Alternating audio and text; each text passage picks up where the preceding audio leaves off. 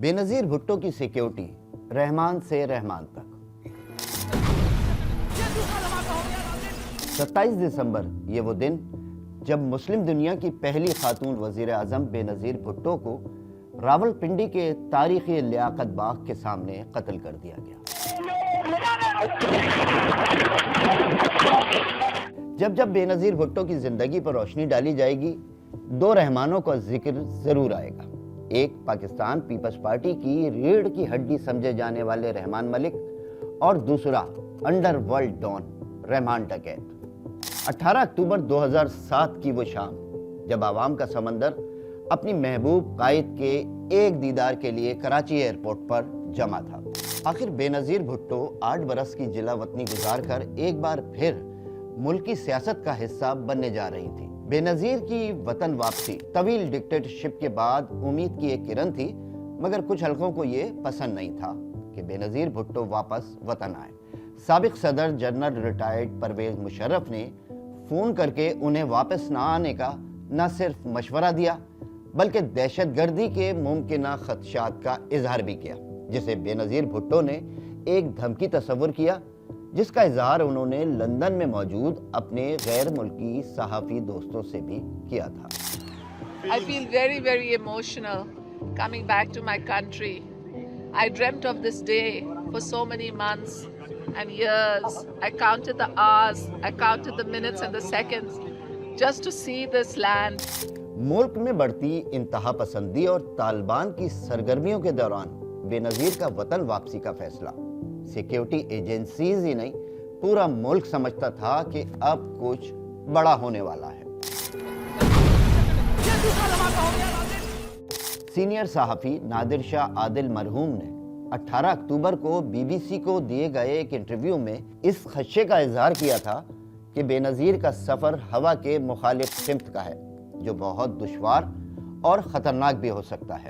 اس دور میں میں بی بی سی کا حصہ تھا اور تمام دن کی تھکا دینے والی ڈیوٹی کو ختم کر کے شارع فیصل کے راستے گھر کو جا رہا تھا۔ سامنے سے بےنظیر بھٹو کا قافلہ آ رہا تھا اور میں لال کوٹھی کے قریب رک گیا، جہاں میں نے ایک سگریٹ سلگائی اور اس قافلے کا انتظار کرنے لگا۔ وہ رات ایک غیر معمولی اور پراسرار رات تھی، جس میں مجھے نہ تو سیکیورٹی نظر آئی اور نہ ہی کوئی چراغاں۔ شارع فیصل کی وہ اسٹریٹ لائٹس جو عام طور پر کبھی بند نہیں ہوتی تھی، آج بند تھی، یعنی شارع فیصل اندھیرے میں ڈوبا تھا۔ بےنظیر کے قافلے کو قریب آتا دیکھ کر ایک سگریٹ سلگا لی اور قافلے کے مزید قریب آنے کا میں نے انتظار کیا۔ اسی دوران ایک دھماکہ ہوا۔ یہ خوفناک دھماکہ دور سے سنائی دیا۔ ابھی مزید کچھ سوچا جاتا کہ دوسرے دھماکے کی شدت سے شارع فیصل کی فضا گونج اٹھی۔ ان دھماکوں سے بےنظیر بھٹو تو محفوظ رہیں، مگر 177 سے زائد افراد مارے گئے اور 500 سے زائد زخمی ہوئے۔ ملکی تاریخ کی یہ بدترین دہشت گردی قرار دی جاتی ہے۔ بےنظیر کی حفاظت کی ذمہ داری انڈر ورلڈ ڈان رحمان بلوچ عرف رحمان ڈکیت کے سپرد تھی، جس نے لیاری کے نوجوانوں پر مشتمل ایک فورس تشکیل دی تھی، جسے جانثارانہ بےنظیر کا نام دیا گیا تھا۔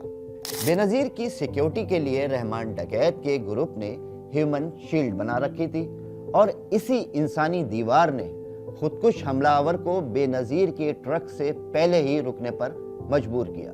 دھماکے کے فوری بعد ہر طرف آگ اور لاشیں۔ رحمان ڈکیت اور اس کے ساتھیوں نے بےنظیر کو جلتے ٹرک سے نکال کر بلاول ہاؤس منتقل کیا۔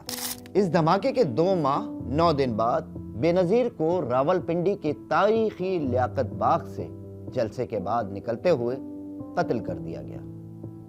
حملہ ایک منظم منصوبہ بندی کے تحت ہوا۔ حملہ آور نے پہلے بےنظیر پر 3 گولیاں چلائیں اور پھر خودکش حملہ کیا۔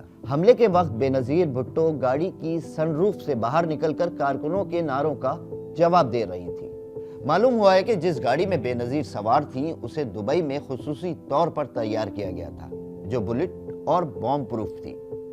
پوسٹ مارٹم رپورٹ کے مطابق بےنظیر کی موت نہ تو گولی لگنے سے ہوئی اور نہ ہی بم دھماکے کی شدت سے، بلکہ ان کی موت سن روف کا لیور سر پر لگنے سے ہوئی۔